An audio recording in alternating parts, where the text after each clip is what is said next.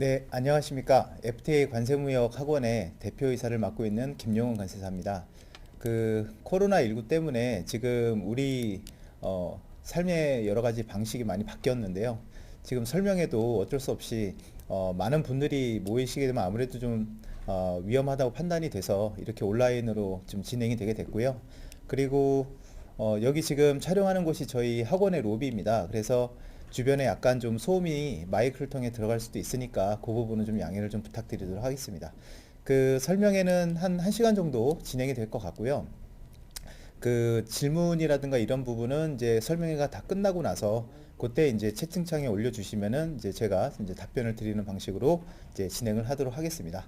자, 그러면은 이제 관세사 1차 시험 대비 설명회를 좀 시작을 하도록 하겠습니다. 자, 오늘 순서는 크게 세 가지 순서로 구성이 되어 있고요. 일단 처음으로 저희 이제 연구원을 좀 소개를 드리고, 그다음에 관세사 시험 자체에 대한 궁금증도 좀 많으실 텐데 그 부분도 좀 설명을 드리도록 하고, 그리고 이제 저희 학원의 교수진 소개, 그다음에 과목별로 공략을 어떻게 해야 되는지, 물론 이제 나중에 강의를 듣게 되시면 각 담당 관세사님들이 설명을 다 해주시긴 하겠지만 대략적으로 제가 설명을 드릴 거고요. 그리고 이제 2021년 내년 시험을 위해서 어떤 전략과 커리큘럼으로 가져가야 될지 그런 부분을 설명을 드리고 오늘 설명회를 마치도록 하겠습니다. 자, 먼저 저희 연구원과 관세사 시험에 대해서 좀 설명을 드릴게요. 일단 저희 이제 연구원은 2013년에 개원이 됐습니다. 그래서 관세와 무역, 그 다음에 통관과 관련된 이제 전문적인 교육기관을 이제 설립하고자 하는 목적을 갖고 이제 설립이 됐고요. 이제 주로 이제 저희가 운영하고 있는 거는 관세사 과정, 그리고 관세사뿐만 아니라 원산지 관리사라든가 보세사, 그래서 관세와 무역 쪽에 관련된 모든 자격 시험을 다 운영하고 있다고 시험 대비 과정을 운영하고 있다고 보시면 될 것 같습니다. 그래서 저희가 2013년도에 개원했다고 말씀을 드렸는데요. 이제 이후부터 이제 2014년부터 저희 학원 출신의 이제 합격자들이 배출이 되게 됐습니다. 그래서 2014년도에 30일의 관세사에는 이제 합격생 90명 중에 78명이 저희 학원 출신이시고, 그 밑에 있는 이제 초록색의 64라는 글씨는 이제 6개월 동안 진행이 되는 저희 2차 모의고사 출신의 합격자를 따로 저희가 표기를 했습니다. 자, 이렇게 해서 2015년도에도 이제 82명이 저희 학원 출신이 됐고요. 그 다음에 이제 65명이 저희 학원 2차 모의고사 출신 합격자가 나오고 있습니다. 자, 이래서 조금씩 이제 늘어가고 있습니다. 저희 학원이 조금씩 이제 명성이 좀 올라가면서 많은 분들이 좀 수강을 하고 계시고요.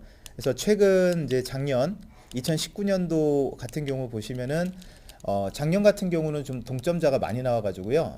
90명을 원래 보통 최소 합격 인원으로 하고 있는데 95명이 합격이 됐고 작년에, 그래서 그 중에 이제 94명이 저희 학원에 수강 이력이 있는 분들로 나타났고, 그 다음에 모의고사 같은 경우도 이제 95명 중에 80명이 저희 학원 2차 모의고사 출신으로 이제 조사가 됐습니다.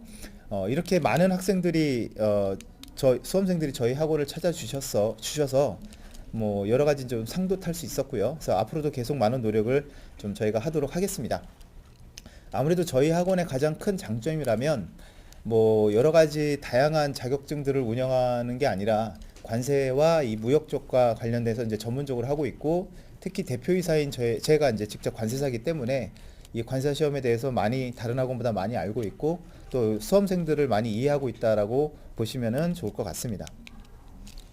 자, 관세사 자격시험과 관련해서 좀 설명을 드릴게요.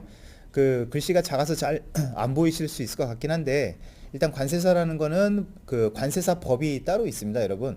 우리가 국가 전문 자격시험이라고 하는 게 보통 8대 자격증이다 이렇게 얘기를 하는데, 뭐 변호사부터 해서요, 회계사라든가 변리사라든가 등등. 자, 이런 전문 자격사들은 자격을 담당하는 자격 시험을 운영하는 어떤 요령이라든가 전문 자격사들이 어떤 고유 업무, 국가에서 법으로 허락을 하고 있는 고유 업무라든가 여러 가지 자격 요건 등등을 다 법으로 하고 있거든요. 그래서 관세사 같은 경우도 이제 관세사 법이 따로 있습니다. 그래서 혹시 이제 관세법하고 헷갈리시는 분이 있는데, 관세법이 아니라 관세사법이 관세사만이 할 수 있는 그런 어떤 고유의 업무를 정하고 있거든요.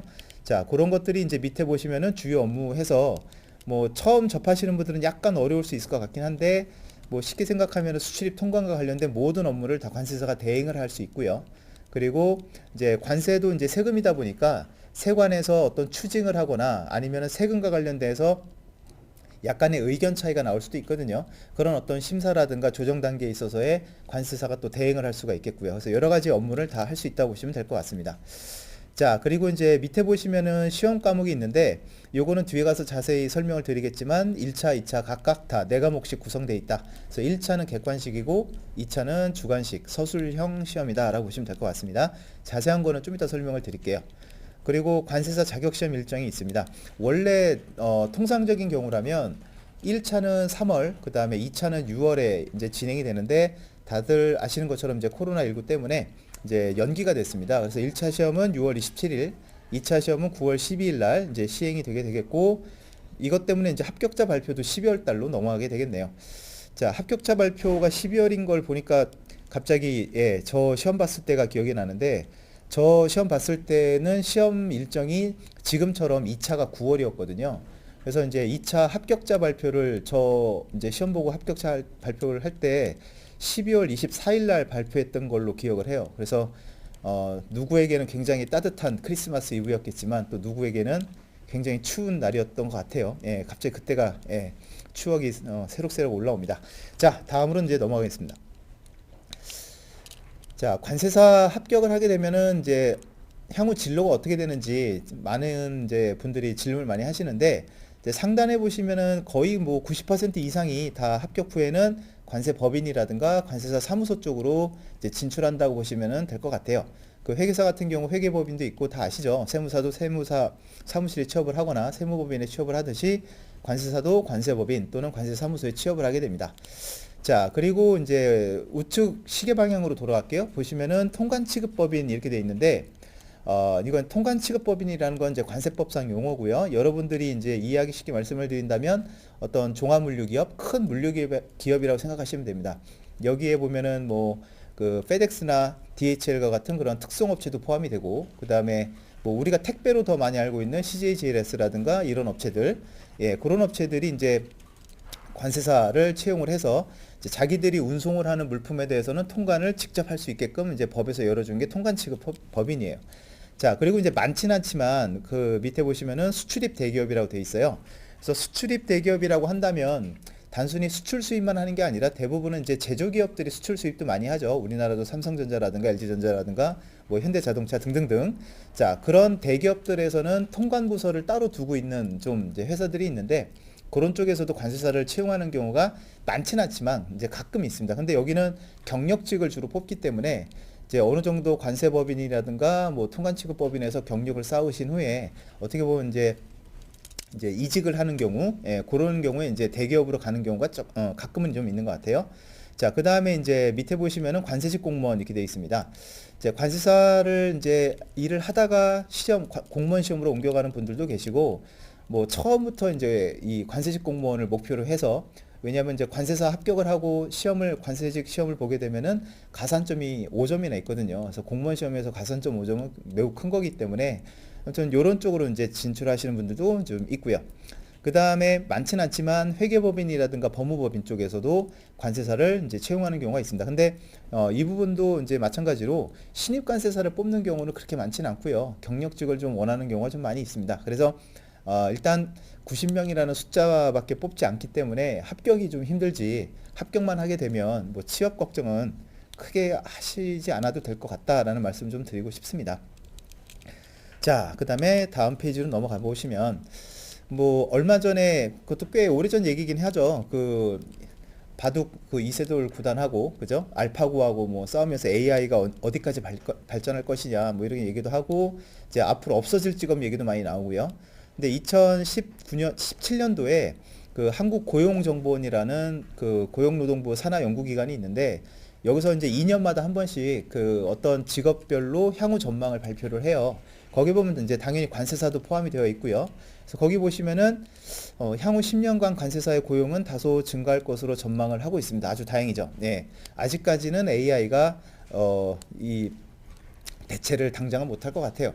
뭐 관세사들끼리 그런 얘기를 많이 해요. 농담 삼아서 업무 자체는 어떻게 보면 루틴한 부분이 있기 때문에 AI가 대체가 될 수도 있을 것 같지만 사실 이런 전문직의 가장 큰 그 업무 중에 하나가 여러분들도 알겠지만 영업이 되게 중요하거든요. 영업이라는 게 뭐 여러 가지 방식이 있겠지만 AI가 그거를 사람과 대면하면서 영업을 한다는 건 그건 거의 불가능하지 않겠습니까?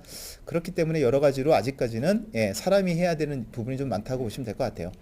자, 그 다음 페이지 보시면 자, 과거 한 10년간 그 수험 인원하고 합격자 현황을 쭉 보고 있는데 일단은 수험 인원이 이제 2010년도에는 한 이제 대상 인원이 1차 시험에 이제 접수를 하셨던 분들이 한 1,700명밖에 안 됐었는데 그 인원이 막 나서요. 2015년도에 보면 거의 3,800명, 네, 2배 이상이 늘어나게 됩니다. 이때가 좀 예, 많이 좀 붐이 있었던 것 같아요. 근데 안타까운 거는 이렇게 수험 이제 대상 인원이 늘어나는 반면 그 합격 인원은 75명에서 이제 90명 아주 찔끔 예, 올려주고 이제 말았다라는 거죠. 자, 그러다가 이제 최근에는 다시 그 1차 응시 인원이 조금씩 줄어가지고 작년 같은 경우 이제 2,758명 정도가 응시를 했고요.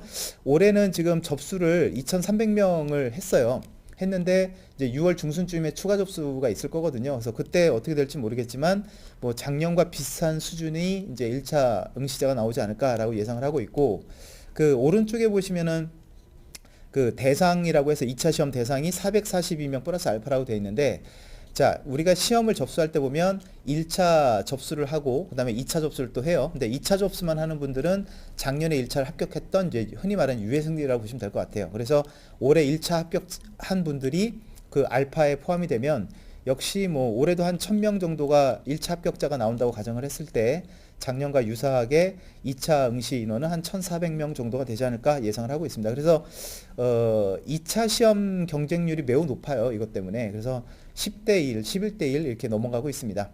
자, 그다음에 이제 관세사 합격하는 분들이 공부를 어느 정도 하는지, 나이대가 어떻게 되는지 뭐 이런 부분들도 많이 궁금해 하시더라고요. 그래서 그거를 좀 작년 합격자 기준으로 말씀을 드리면 일단 성비를 보시면은 남성이 54%, 그다음에 여성이 46% 이렇게 되어 있는데 사실 이 부분은 여러분 거의 5대5라고 보시면 될 것 같아요. 그 약간의 2, 3%의 편차는 매년 조금씩 달라지긴 하지만 거의 남녀 비율은 비슷하다라고 보시면 되겠고 이제 제일 중요한 게 위인데 아무래도 2차 경쟁률이 높아지다 보니까 수험 기간도 좀 길어지고 그러다 보니까 합격하는 나이대도 좀 예, 높아지는 것 같아서 작년 기준으로 보시면은 합격자들 그 평균 연령이 28세로 나왔습니다. 예, 이거 좀 높긴 하죠. 자, 그 다음에 연령별 비율을 보시면 오른쪽 그래프를 보시면은 아무래도 20대가 압도적이죠. 그래서 20대가 한 75%, 그리고 25%가 30대, 그리고 40대 합격자가 사실은 몇 년간 없다가 작년에 예, 두 분이 나오셔가지고 40대 합격자도 나오게 됐습니다. 자, 그 다음에 이제 합격 인원이 95명인데 여러분들 거기 보시면 유해, 동차 이렇게 나와요. 이 용어는 다들 알고 계시는 믿고 있지만 그래도 말씀을 드린다면 자, 보통 이제 1차를 만약에 2020년에 합격을 하시면 2021년에 2차를 이제 합격하시는 걸 우리가 유해 합격이라고 얘기를 하고 같은 해에 1차와 2차를 다 같이 합격하는 거를 우리가 동차라고 얘기를 하는데 아무래도 1차, 2차를 같은 해에 동시에 준비하는 게 좀 힘들고 버겁겠죠. 그러다 보니까 실제로 이게 통계에도 나옵니다. 그래서 유해 합격자가 조금 더 유리하게 나오고 있고요. 그래서 동차가 40명 정도가 이렇게 나오고 있습니다. 그래서 여러분들 시험 목표를 세우실 때는 동차 합격을 목표로 하시는 거는 이거는 조금 합리적이지 못해요. 일단 유해 합격을 목표로 해서 모든 좀 역량을 쏟아붓는 게 아무래도 그쪽이 확률이 높으니까요. 자, 그렇게 생각을 하시면 될 것 같습니다. 자, 그 다음에 이제 수험 기간인데 아까도 말씀을 드렸다시피 수험 기간이 좀 많이 길어지고 있습니다. 그래서 24개월 미만 굉장히 짧게 공부하시고 이제 합격하시는 분들이 이제 13명이 나왔고 36개월 미만 예. 그래서 이런 분들이 이제 20명 정도고요. 그 다음에 48개월 미만 이제 4년이죠. 4년 미만이 이제 29명. 그 다음에 48개월 이상 예. 꽤 오래 공부하신 분들도 작년에 많이 합격을 하셨어요. 30명이 되겠습니다. 그래서 흔히 우리가 이제 장수생의 기준을 어디까지로 볼 거냐 이렇게 얘기를 많이 하는데 예전에는 한 3년 정도가 넘어가면 장수생이다라고 이렇게 얘기를 했는데 지금은 글쎄요 3년도 아니고 한 4년 이상으로 봐야 되지 않을까라는 생각을 좀 하고 있고 작년 합격자들의 평균 수험 기간이 39개월 3.7로 나왔습니다. 꽤 오랜 기간이죠. 예, 그래서 이 부분도 좀 많이 좀 걸리는 부분이기도 해요. 많은 학생들이 공부를 시작하는 데 있어서 수험 기간이 이제 이렇게 길어지게 되면 합격하면 다행이겠지만 합격이 안 됐을 때 그 리스크가 꽤 커지기 때문에 정말 좀 고민을 잘 하시고 이제 수험 시장에 뛰어드시는 게 맞다고 보면 될 것 같습니다. 그 다음에 이제 동차생 40명의 수험 기간을 보시면은 한 명에 24개월 이하, 이건 정말 예, 신의 아들인 것 같아요. 동차인데 24개월 만에 딱 합격을 했다. 예. 그 다음에 이제 36개월 이하가 10명, 그 다음에 48개월 이하가 14명, 그리고 48개월 초과하는 분이 15명 이렇게 되어 있습니다. 그래서 저는 이 통계를 보면서 작년에 장수생들이 많이 좀 합격이 됐구나, 95명 합격자가 나오면서 이렇게 생각을 했는데, 올해 또 코로나 때문에 사실은 어떻게 될지 모르겠어요. 올해 이제 시험을 준비하는 분들, 올해 유예로 시험을 치러야 되는 2차 준비하는 분들이 학원이 휴원도 했었고요. 저희 학원도 모의고사도 일정이 좀 차질이 생기면서 공부하는 데 좀 지장이 생기지 않았을까. 그래서 올해도 역시 좀 장수행이 유리하지 않을까 하는 생각을 좀 많이 하고 있습니다. 자, 그 다음에 요거는 이제 작년 합격자분들의 이제 과목별 점수예요. 일단 제일 오른쪽에 보시면 평균 점수가 나오는데, 합격자들의 평균 점수가 63.68점이고, 그 다음에 과목별 점수가 이제 관세법, HS 쭉 나오는데, 아무래도 관세법과 HS가 작년 같은 경우는 좀 평균이 높게 나왔고, 그 다음에 관세평가라든가 무역실무는 50점대의 평균 점수입니다. 사실 그 올해가 작년 같은 경우는 평균 60점을 정말로 커트라인으로 삼아가지고 그 이상이 되는 분들을 다 합격을 시켜줬는데, 실제로 그 이전만 하더라도 90명이라는 숫자가 더 중요했어요. 그래서 평균 합격자들의 평균 점수가 60점이 안 됐었거든요. 그래서 2차는 절대평가보다도 일단은 여러분들 상대평가라는 개념을 좀 갖고 계시는 게 더 중요한 것 같습니다.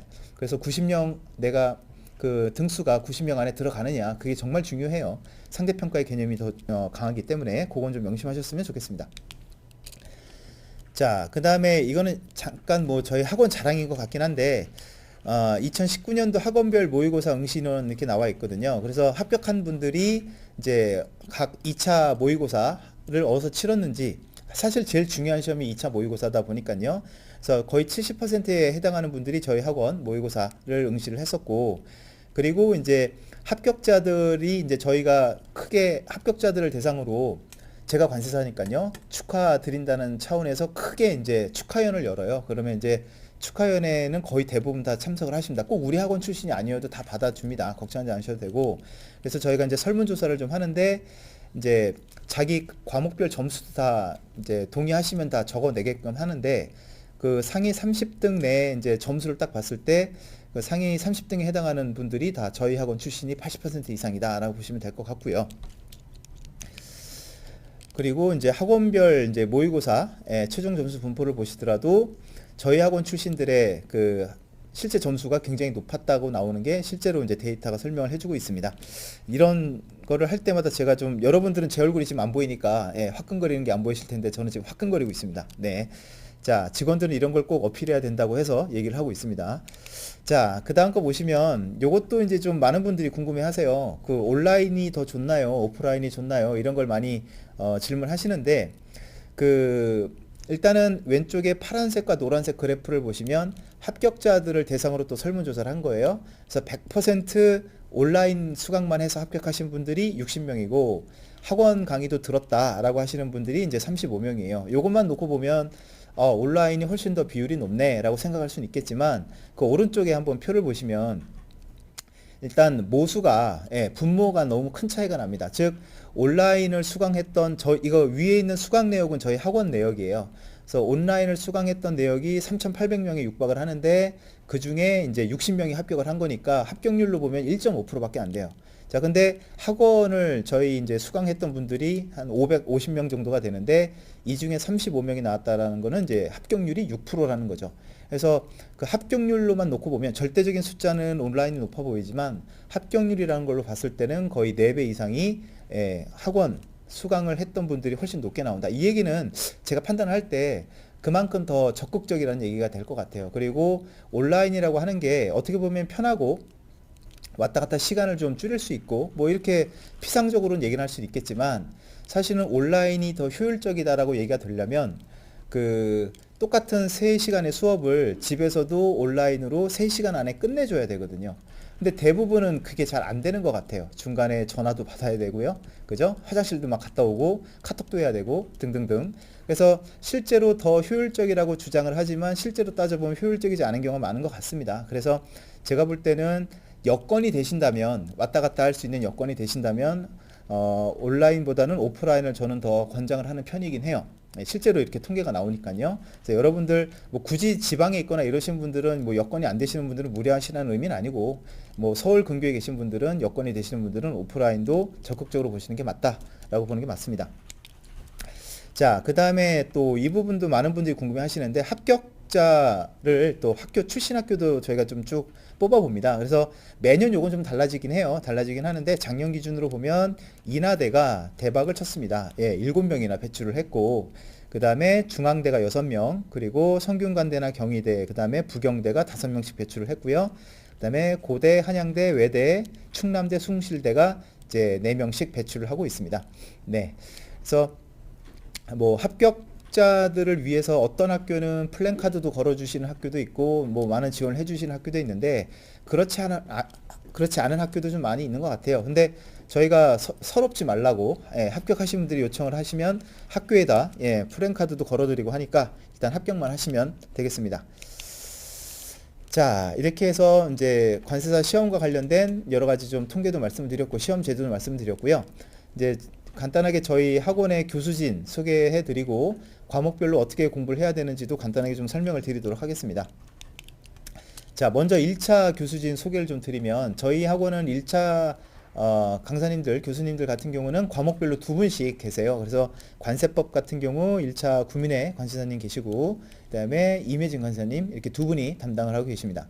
그 다음에 무역영어는, 예, 저하고 유샘나 관세사가 담당을 하고 있습니다. 그래서 미리 말씀을 드리면 1차 같은 경우는 여러분들이 이제 그 과목별로 이제 선택을 하셔서 수강 신청을 하시면 됩니다. 나중에 홈페이지에 들어가서 보시면 알겠지만, 이제 DIY 해가지고 내가 이제 강사님들을 선택을 해서, 예, 종합반을 꾸릴 수가 있습니다. 자, 그 다음에 회계학, 내국소비세법, 예, 유지연 회계사가, 예, 각각 이제 담당을 하고 있고요. 그 다음에 회계학은 이제 김성수, 여기 회계사로 돼 있는데 세무사님이십니다. 예, 오타가 나서 죄송합니다. 김성수 세무사님이 회계학을 담당하고 계시고, 그 다음에 내국소비세법 이경지 세무사님 이렇게, 예, 맡고 계시고요. 2차 교수님들은 이제 보통 한 분으로 하고 있긴 한데, 무역실무는 2분이 계세요. 일단은 관세법은 재가령공 관사님이 담당하고 계시고, 그 다음에 관세율표는 조천희 관사님, 그 다음에 관세평가는 김병수 관사님, 그리고 무역실무는 최건수 관사님하고 최재순 관사님 2분이 담당하고 계십니다. 자, 그리고 1차 시험 과목에 대해서 좀 설명을 드릴게요. 뭐 아시는 분은 다들 아실 것 같아요. 자, 일단 1차 시험은 이제 오지선다형 객관식 시험으로 진행이 되고요. 자, 1교시, 2교시 2번에 나눠서 시험이 진행이 되고, 각각의 시험은 80분씩 진행이 됩니다. 그래서 1교시에는 관세법하고 무역영어가 이제 2과목이 진행이 되고, 이제 중간에 쉬는 시간 화장실 갔다 오시면은 이제 2교시 80분이 내국소비세법하고 회계학 이렇게, 진행이 된다고 보시면 될 것 같습니다. 자, 보시면은 관세법은요, 일단은 관세법이 33문제에서 35문제가 출제가 되고, 이제 FTA 특례법이라고 해서 요즘 뭐 FTA 우리나라 많이 지금 이제 이슈가 되고 있죠. 통관에 있어서. 그래서 FTA 특례법에서 한 5에서 7문제가 출제가 된다고 보시면 되겠고, 자, 그 다음에 무역영어 같은 경우 이제 국제협약, 국제규칙에서 거의 30문제가 출제가 되고요. 어떤 실무, 무역 실무와 관련된 문제가 10문제 정도 나온다고 보시면 되겠는데, 제가 이제 무역 영어를 담당하고 있다 보니까 말씀을 드리면, 뭐 영어를 잘하면 뭐 무역 영어를 잘할 수 있느냐, 아니면은 거꾸로 영어 공부를 한 지가 너무 오래됐기 때문에 무역 영어 너무 힘들 것 같다라고 이제 생각하시는 분들이 많은데, 뭐 영어를 잘한다고 무역 영어를 잘하는 건 절대로 아닙니다. 예, 그렇게 상관관계는 없다고 보시면 돼요. 무슨 의미냐면, 이 무역 영어라는 과목은 어떤 언어의 영역에서 이제 접근하시는 게 아니고요. 쉽게 말씀을 드리면, 한국 사람이라고 해서 한국말로 된 모든 책을 다 본다고 이해가 되는 건 아니잖아요. 너무 어려운 타 전공의 전공 서적을, 예, 한국 사람이 본다고 해서 다 이해가 안 되는 것처럼 똑같다고 보시면 돼요. 그렇기 때문에 영어는 크게, 예, 문제가 되지는 않는다라고 생각하시면 될 것 같고요. 자, 2교시가 이제 중요해지는데, 일단 내국소비세법이라는 거는 이제 수입을 할 때 여러분 관세만 납부하는 게 아닙니다. 관세뿐만 아니라 부가가치세, 그 다음에 어떤 좀 사치성 물품에 대해서는 개별소비세법이라고 하는 게 또 있어요. 그래서 계속 옛날엔 특별소비세법이라고 했었죠. 이제 이런 세금도 붙고요. 그 다음에 이제 술 좋아하시는 분들 많을 텐데 술 같은 경우도 이제 주세가 붙어요. 그래서 이런 세금들이 관세뿐만 아니라 수입되는 물품에는 다 부과가 됩니다. 그래서 이런 것들도 관세 시험에서 출제가 되고, 자, 그 다음에 이제 회계학.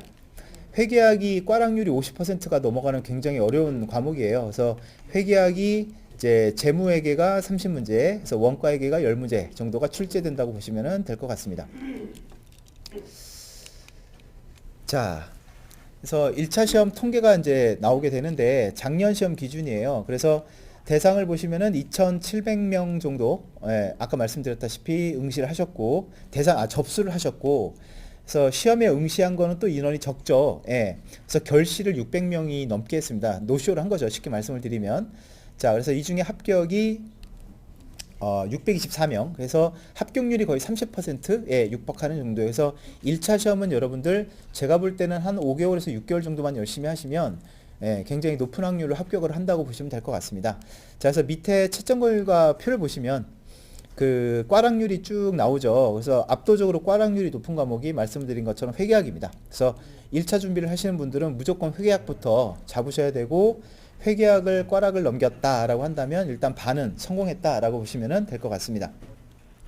그리고 이제 회계학 다음으로 꽈락률이 높은 과목이 이제 무역 영어고요. 그 다음에 이제 내국소비세법, 관세법, 이런 순서로 가고 있습니다. 자, 그 다음에 이제 2차 시험 과목인데, 자, 2차 시험은 이제 많이들 알고 있다시피 서술형이에요. 그러니까 논술형하고는 좀 다릅니다. 논술형은 자기의 생각을, 주장을 쓰는 시험이라면, 서술형은 여러분들 뭐 대학교 때 중간고사, 기말고사 보듯이 자기가 공부했던 내용을 쓰는 거기 때문에 논술이라기보다는 이제 서술에 더 가깝다고 보시면 될 것 같고요. 그래서 이제 답안지가 22줄 16페이지 이렇게 나와 있습니다. 요 부분은 여러분들 답안지를 제가 좀 보여드릴게요. 네, 화면을 좀 바꿔주시고요. 자, 예, 저 어디 안 가고 여기 앉아 있습니다, 여러분. 자, 요게 한 교시별로 이제 나오게 되는 답안지라고 보시면 될 것 같아요. 잘 보이시죠? 그래서 앞에 보시면 이제 연습지라는 게 이렇게 있습니다. 서술 시험이 이제 중요한 게 뭐냐면 어떻게 보면 약간은 여러분들의 입장에선 감이 잘 안 올 수 있겠지만, 어떻게 보면 약간 50점짜리 그 서술형 문제는 어떻게 보면 소논문을 쓴다고 보시면 될 것 같거든요. 그러면 이제 무조건 바로 그냥 서술에 들어가는 게 아니라 어느 정도의 양으로 어떤 순서로 써내려 가야 될지 목차를 이제 잡는 게 되게 중요하거든요. 그럼 목차를 잡는 부분이 이런 연습지라고 보시면 될 것 같아요. 이런 연습지가 앞에 이제 몇 페이지가 이제 나오고요. 실제로 이렇게 줄이 쳐져 있는, 여러분 잘 안 보이실 것 같은데, 줄이 쳐져 있습니다. 보이시나요? 가까이 되면 보일라나? 지금 뭐 하고 있는 거죠? 보이시죠? 자, 이렇게 이제 줄이 돼 있고, 줄이 총 이제 22줄이 있어요. 22줄이 있고, 요게 16페이지가 있습니다. 꽤 많이 있죠. 자, 그래서 실제로 시험장을 가보시면은 이거를 막 2권씩 써내는 친구들도 있고 막 그래요. 막 위화감 조성을 하는 뭐 그런 친구들도 있는데, 자, 보통 합격권에 드는 친구들은 당연히 이거 한 권을 다 채우는 거는 거의 기본이고요. 그래서 어느 정도 공부량이 되면 이거는 그렇게 어려운 부분은 아니니까 너무 이렇게 겁먹지 않으셨으면 좋을 것 같고요.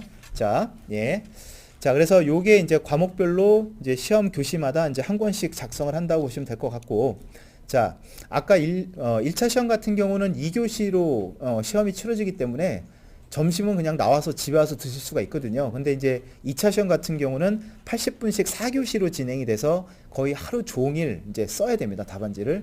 그러다 보면은 사실은 후반부, 3교시 후반부부터 가면은 거의 체력전도 있어요. 팔도 아프고 손도 아프고, 모든 에너지를 쏟아서 글씨를 쓰다 보면은 사람이 진이 빠지더라고요. 그래서 어떤 체력 관리도 그래서 2차에서는 굉장히 중요한 것 같습니다. 그래서 1교시는 관세법 시험이고, 이제 관세법에서 5문제, 50점짜리를 포함해서 10점짜리 4문제가 나오게 되고, 이제 환급특례법이라고 해서 그 1차에서는 FTA 특례법이 이제 부수 과목이었다면 2차 시험에서는 환급특례법이 이제 부수 과목이라고 보시면 되겠습니다. 자, 그 다음에 이제 2교시로 넘어가게 되면은 관세율표 및 상품학, 보통 HS라고도 하죠. 예. 그래서 수출입되는 모든 물품은 다 고유의 번호가 다 부여가 되고 이게 전 세계적으로 통일이 돼 있어요. 그걸 우리가 HS 코드라고 얘기를 합니다. 자, 그래서 그 HS 코드에 각 국가별로 세율을 다 붙여놨거든요. 그게 이제 관세율표예요. 그래서 모든 수출입되는 물품이 이제 있다면 관세사가 제일 먼저 해야 되는 거는 그 품목의 HS 코드를 제일 먼저 판별을 해야 되고, 왜냐하면 HS 코드에 따라서 세율도 정해지고, 그리고 수출입이 되려면 여러 가지 승인이나 여러 가지 허가 같은 것도 받아야 되겠죠. 그래서 그런 것들이 여러분들 되게 중요하기 때문에 HS가 제일 중요하고 가장 관세사 시험에 아이덴티티를 부여하는 과목이 HS라고 저는 개인적으로 보고 있습니다. 그 다음에 이제 2교시가 끝나면 이제 점심을 드시게 되는데, 도시락을 싸오시는 분들도 있고요. 밖에 나가서 드실 수도 있어요. 이런 부분들은 크게 걱정하지 않으셔도 됩니다. 자, 그 다음에 이제 3교시로 넘어가면 관세평가. 자, 관세평가라는 건 뭐냐면, 이제 관세라고 하는 게 보통 몇 퍼센트라고 우리가 세율로 부과가 되잖아요. 자, 이런 것들이 우리가 흔히 말하는 종가세인데, 즉 수입되는 가격에다가 세율 몇 퍼센트를 곱해가지고 관세액이 나오는 거잖아요. 그래서 이제 세율도 중요하지만 그 수입 가격을 수입 신고자가 잘 계산을 해서 솔직하게 또는 정직하게 신고했는지, 아니면은 여러 가지 또 거래하는 당사자 사이에 특수관계가 있다면 그 수입 가격 자체가 여러 가지 요인이 감안해서 올라갔을 수도 있고 내려갔을 수도 있겠죠. 어떤 일반적인 통상적인 시가보다. 그런 것들을 이제 따지는 과목이 관세평가예요. 그래서 이 부분도 굉장히 재밌는 과목이라고 보시면 될 것 같고요. 그리고 이제 4교시로 가면은 이제 무역실무. 그래서 무역실무에 이제 대외무역법과 외국환 거래법 이런 것들이 포함이 돼서 10점짜리가 각각 한 문제씩 출제가 되고 있습니다. 그래서 처음에는 이제 공부를 시작을 할 때 HS라는 과목이 제일 좀 낯설고 어렵다라고 얘기를 많이 하는데, 이제 공부가 점점점 진행이 되면 될수록 4교시에 있는 무역실무가 더 어렵다고들 얘기를 해요. 왜냐하면 얘는 끝이 없습니다, 여러분. 공부의 범위가 너무 넓어서 예, 공부가 되면 될수록 제일 어렵다라는 게 무역실무라는 얘기를 많이 하더라고요. 자, 그 다음에 이제 3부입니다. 그래서 2021년 대비 전략 및 커리큘럼 소개 이렇게 되어 있는데, 자, 앞으로 이제 어떻게 공부를 해야 될지 그런 부분을 좀 설명을 드리도록 하겠습니다. 일단 여기는 1차 시험 대비 설명이기 때문에 거의 뭐 처음 이제 진입을 하시는 분들이다 생각을 하고 말씀을 좀 드릴게요. 자, 일단 올해 시험 일정을 좀 말씀을 드리면요. 말씀을 드린 것처럼 코로나19 때문에 시험 일정이 연기가 됐어요. 그래서 시험 일자가 6월 27일, 그리고 2차 시험이 이제 9월 12일인데, 그 추가 접수 기간이 6월 18일과 19일에 진행이 됩니다. 그래서 만약에 5월 달부터 공부를 시작하시는 분들이라면 저는 예, 강하게 권장을 드려요. 6월 18일, 19일 날 뭐 원서 접수가 뭐 10,000원 밖에 안 하기 때문에 한번 보시라고 말씀드리고 싶어요. 꼭 합격을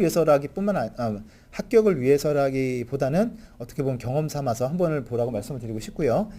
자, 그래서 내년 이제 1차 시험 대비해서 어떻게 커리큘럼을 끌어갈지 좀 말씀을 드리도록 하겠습니다. 일단은 과정을 두 개를 제가 좀 제안을 드리는데, 자, 위에 있는 과정과 밑에 있는 과정의 가장 큰 차이가 뭐냐면 2차를 어느 정도 같이 좀 공부를 하느냐 안 하느냐, 그 차이가 크다고 보시면 될 것 같아요. 그래서 어떤 분들은 생각을 하시는 게 1차와 2차를 같이 병행을 한다라고 생각을 하시면 이제 1차도 하고 2차도 하고 동시에 이 8과목을 같이 끌고 간다고 생각을 하시는데, 그건 사실 불가능합니다, 여러분. 예. 그 난이도도 높고 그 다음에 공부량도 워낙 많기 때문에 그 1차, 2차를 공부를 한다는 건 동시에 한다는 개념은 아니고 좀 시즌을 나눠야 된다고 생각하시는 게 정확할 거예요. 그래서 만약에 내가 관세 쪽도 그렇고 무역 쪽도 전혀 나는 아는 게 없다라고 생각이 되신다면 일단 부담 갖지 마시고 5월, 6월에는 1차부터 시작을 하시는 게 맞고요.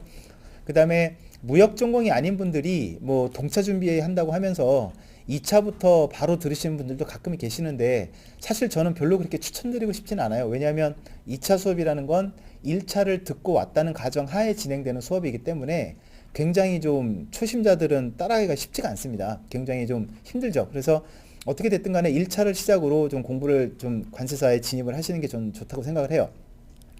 그래서 5월, 6월 달에 1차 기본을 수강을 하시고, 그리고 이제 7, 8월 달에 1차 뭐 강의 한번 들었다고 다 소화되는 건 아닐 테니까요. 무조건 복습과 정리를 하시고, 그리고 이제 11월 달에 원래는 11월부터 1차 문제풀이가 진행이 되거든요. 개강이 되는데 나는 좀 공부할 여건이 좀 시간이 많다라고 생각이 되시면 9월 달에 이제 2차 기본을 먼저 한번 들어 놓으시고 그 다음에 요걸 또 복습할 시간이 필요하겠죠. 조금 공격적으로 가서 11월, 12월 달에 2차 복습을 좀 하시고 그리고 이제 1, 2월 달에 다시 1차로 돌아와서 1차 문제풀이 하시고 그 다음에 3월 달에 1차 모의고사를 보시고 자 이런 식으로 이제 진행하는 거를 약간 공격적으로 그래서 빨간색이에요. 예, 권해드리는데 요렇게 하면 또 많은 분들이 고민하는 게 그럼 1차 공부했던 걸 다 까먹지 않냐 많이 얘기를 하시는데 그 2차 과목 중에 관세법하고 무역실무는 거의 1차의 관세법, 1차의 무역영어랑 거의 똑같다고 보시면 되고요. 그래서 그 중간에 2차 공부하는 4개월 동안은 회계학만 감을 좀 잃지 않을 정도로 좀 봐주시면 되고 그래서 그 전혀 동떨어진 공부를 하는 게 아니다. 2차 공부를 한다 하더라도 그건 좀 생각을 하셨으면 좋겠고요. 그 다음에 위에 부분이 너무 부담스럽거나 아니면은 공부할 시간이 그렇게 많지 않다라고 하시는 분들은 밑에 거로 가시면 돼요. 그래서 1차 기본 들으시고 5월, 6월 달에 그리고 7, 8월에 복습하는 거 똑같고요. 그래도 너무 1차만 내년 3월까지 끌고 가는 건 너무 저는 낭비라고 생각을 하기 때문에 2차 기본 정도는 한 번씩 들어 놓으시라고 저는 강력하게 권합니다. 그리고 이제 11월 달에 이제 개강이 되는 1차 문제풀이를 바로 시작을 하는 거죠. 그리고 이제 1, 2월 달에 조금 여유가 있으니까 1차 문제풀이 하면서 복습 정리도 하면서 자, 이렇게 끌고 가게 되는 거를 제가 이제 하나를 또 만들어 놨습니다. 그래서 어떤 게 더 맞다 틀리다의 문제는 아니고요. 여러분들이 여건에 맞게끔 공부할 시간이 좀 많다. 그리고 나는 내년 2차 시험도 한번 좀 도전을 좀 해보고 싶다라고 생각이 되신다면 위에 걸로 가시는 게 맞고요. 그 다음에 그 정도의 어떤 리스크를 좀 부담하고 싶지 않다면 밑에 있는 과정 2를 선택하시는 게 좀 맞는 것 같습니다. 자, 그리고 다음 페이지로 넘어가 볼까요? 자, 이제 여러분들은 어떻게 보면 이제 흔히 말하는 수험생 들어오시는 거고 전문 자격 시험을 준비하시는 고시생이 되는 거거든요. 그래서 고시생이 되신다라는 건 뭐 딴 건 없지만 공부를 이제 막 하시면 안 돼요. 그래서 프로 공부러가 되셔야 되는 거거든요. 자, 그래서 일단은 공부를 하실 땐 크게 목표를 세워놓고 그 큰 목표에 따라서 세부적인 전략과 그 다음에 공부량을 정하는 순서로 이제 공부 계획을 짜셔야 되는데 최종 목표라고 이제 왼쪽에 보시면 골이라고 되어 있죠. 이건 뭐냐면 내 목표가 1차적으로 뭐 내년 3월에 1차 합격하는 것이다. 그 다음에 더 나아가서 2022년도에 뭐 2차 합격을 하는 것이다. 이런 이제 최종 목표를 세워놓게 되면 그러니까 대부분이 이렇게 생각을 하세요. 공부를 3년 생각하고 들어왔습니다라고 얘기해요. 그러니까 3년 동안 공부하는 게 중요한 게 아니고 내가 목표로 하는 목표 시점을 명확하게 해놔야 됩니다. 거기에 따라서 스케줄이 나오는 거거든요. 그냥 공부하다가 합격하는 게 아니라 내가 먼저 합격할 목표 시점을 정해놓고 거기에 따라서 내가 스케줄을 맞추는 겁니다, 여러분. 자, 그래서 그렇게 먼저 목표를 정해놓으시고 그리고 이제 중간에 보면은 단계별 목표가 나와 있는데 이게 이제 뭐냐면 아까 전 페이지 여러분들 보시면 이렇게 2달 동안 이렇게 끌어놨잖아요. 그죠? 우리가 보통 이제 고시 쪽에서는 회독이란 말도 많이 합니다. 전체적인 그 내용을 한번 다 훑어보는 걸 우리가 회독이라고 하는데 보통 학원 강의도 기본반, 문제풀이반 이런 과정들이 다 2달 단위로 돌아가요. 그래서 여러분들 이렇게 2달 단위로 내가 무엇을 할 건지 뭐 기본 이론을 완강을 한다. 그 다음 7, 8월 달에 기본 이론 들었던 거를 다시 한번 복습을 한다. 이런 것들이 이제 단계별 목표라고 보시면 돼요. 2달 동안에 어떤 공부를 끝낼 것인지 그런 것들이 월별 주기별로 학습 진도가 딱딱딱 다 나와 있어야 됩니다. 자, 그러면 만약에 2달 동안에 내가 기본 이론을 다 완강을 한다면 그러면은 하루하루 내가 몇 강씩을 어떤 과목을 들어야 이게 2달 안에 끝날 건지가 다 나오겠죠. n분의 1로 계산을 하면. 자, 그게 이제 세부 일정이에요. 그래서 고시생들은 하루에 몇 시간을 공부한다가 중요한 게 아니라 하루에 얼마만큼의 공부량을 소화하느냐가 더 중요합니다. 무슨 말 이해되셨죠? 자, 그렇기 때문에 2달 동안에 내가 1회독을 다 끝낸다 아니면 완강을 다 한다라고 했을 때 하루에 소화해야 될 어떤 시간이라든가 과목, 시간표도 다 짜야 되겠죠, 학교처럼. 자, 그런 것들을 다 해놓고 그거를 다 소화를 하려면 자동으로 한 10시간 이상씩 들어갈 수밖에 없어요. 사실은 공부량이 그래요. 그래서 이거를 먼저 여러분들 세팅을 다 해놓으시고 일단 여러분 계획을 여러분들 다 처음 짜시는 거잖아요. 그러면 이 계획을 짜는 것도 굉장히 고민을 많이 하시던데 일단은 제가 말씀드린 방식으로 아주 단순하게 한번 짜보세요. 짜보시고 시행을 해보시면서 그게 이제 나에 맞는 조금씩 가감이 되는 그런 어떤 시간표가 나올 거거든요. 그래서 내가 해보지 않은 부분들에 대해서 계획을 짤 때 완벽하게 하려고 하는 것 자체가 사실은 모순이에요. 그럼 말이 안 돼요. 일단은 빨리 짜놓고 실행에 들어가고 먼저 해보는 게 굉장히 중요합니다, 여러분. 그래서 한번 여러분들 요것도 한번 생각을 해보셨으면 좋겠어요.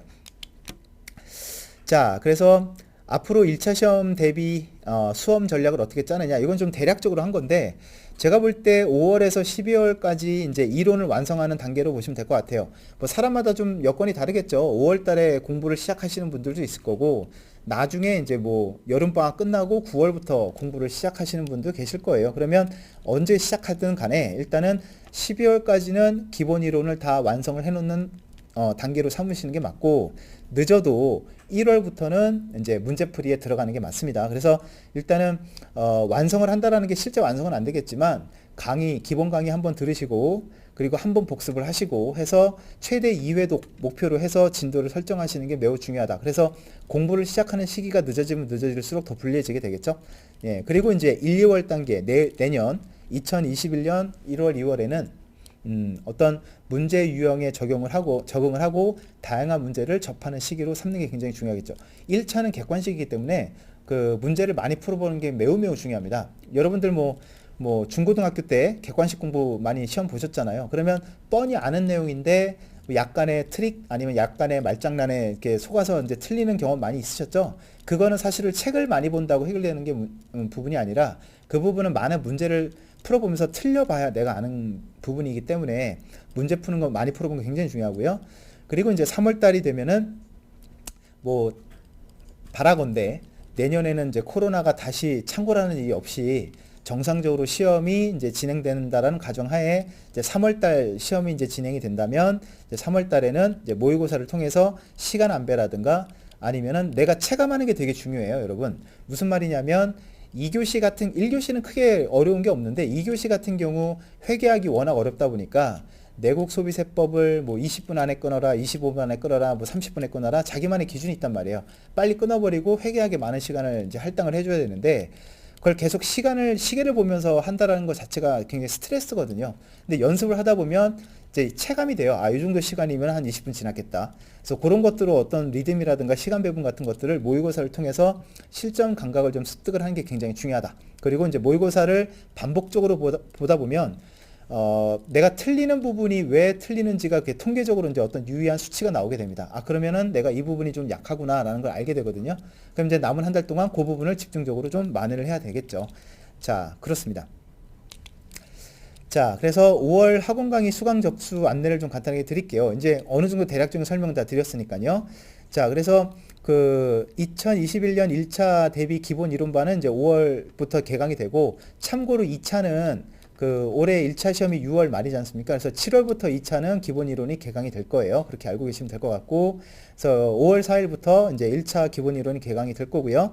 학원 같은 경우 이제 설명에 참석하시는 분들 지금 이제 다들 들어와 계실 텐데, 그런 분들은 이제 관리자한테 말씀을 주시면 저희가 쿠폰을 발행을 해드린다고 합니다. 그래서 27만 원이 되겠고, 동영상 같은 경우는 이제 50만 원이 되겠습니다. 그 참고로 말씀을 드리면, 저희가 이제 오프라인 개강을 하지만 뭐 아직까지 이제 사회적 거리두기 이런 캠페인은 계속 지속이 돼야 되기 때문에 저희가 딱 40명만 접수를 받고 마감을 하려고 해요. 왜냐하면 이제 거리를 다 띄워야 되기 때문에. 당연히 학원에 오시게 되면 저희가 발열 체크도 다 하고요. 마스크가 없으면 학원에 못 오십니다. 그건 꼭 알고 계시고요.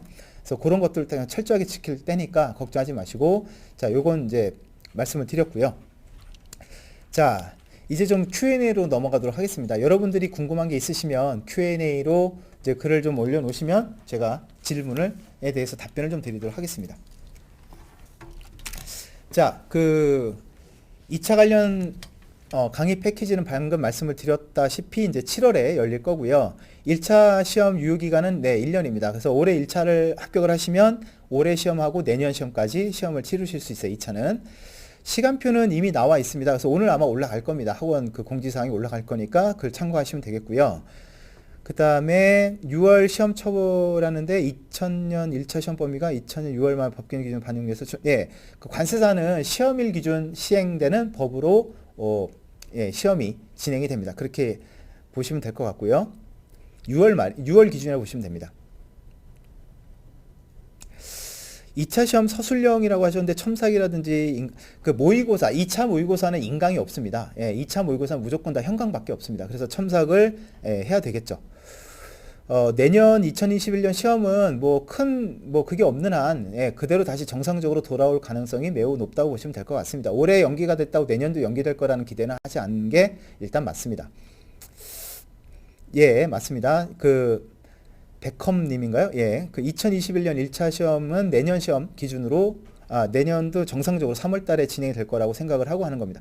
고졸 수강생이나 합격자, 고졸 수강생도 있습니다. 있을 거예요. 근데 저희가 뭐라고 해야 되죠? 그 학력 같은 걸 저희가 그렇게 많이 보진 않기 때문에 그 합격자는 많진 않은데, 예, 가끔 몇 년에 한 명 정도는 나오는 것 같아요. 검정고시 출신이라고 보는 게 맞겠죠. 무역영어 1급하고 무역영어는 완전히 다릅니다. 그래서 관세사 시험은 주로 국제협약이라든가 국제규칙 쪽에서 어떻게 보면 독해 문제 같이 나온다고, 토익의 리딩 시험 같이 나온다고 보시면 될 것 같아요.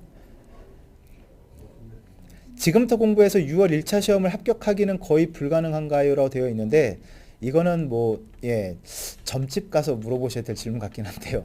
예, 모르겠어요. 이건 사람마다 다르니까요. 백그라운드가 무역학과 출신이고 아니면 회계학을 너무 잘한다, 이런 분들이면 많이 불가능한 것도 아니겠죠. 3개월 만에 합격하는 분들도 많진 않지만 극소수지만 있거든요.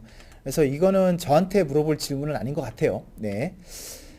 자, 그 다음에 인강으로 1차 이론 공부 중인데, 목표인데, 올해 1차 목표이신데, 내년 급박하지 않을까. 그래서 제가 말씀을 드리는 게 뭐냐면, 지금 1차 시험이 6월로 연기됐다고 해서 작년부터 올해 1차를 대비로 공부하신 분들은 지금 넋 놓고 놀면 안 돼요. 1차 공부를 3월이나 어느 정도 마감을 지어 놓고 2차 공부를 어느 정도 해야 됩니다. 그렇지 않으면 내년 2차에는 정말 장수생에 비해서, 예, 굉장히 힘들어집니다. 자, 그 다음에 1차 합격하고 내년 1차 접수를 해야 2차율 칠 수 있잖아요. 아니요, 1차 접수는 따로 안 하셔도 됩니다. 네. 올해 1차 합격하시면 내년 접수하실 때는 그냥 2차 접수만 하셔도 됩니다. 네. 그 다음에 4월 초부터 하셨는데 1차 합격할 수 있을까요? 예, 이런 질문은 점집에 가서 하세요. 점집에 가셔서. 이거는 4월부터 했으면 거의 3개월 가까이, 4, 5, 6, 예, 3개월 정도 공부하시는 건데, 그렇게 없진 않아요. 사례를 보면 있긴 있어요. 공부하고 싶으시면 여기다 이렇게 질문하실 게 아니라, 예, 하루에 12시간씩 공부를 하셔야 되겠죠. 내년 2차 시험 6월로 돌아오나요? 예, 돌아올 가능성이 매우 높다고 보고 있습니다.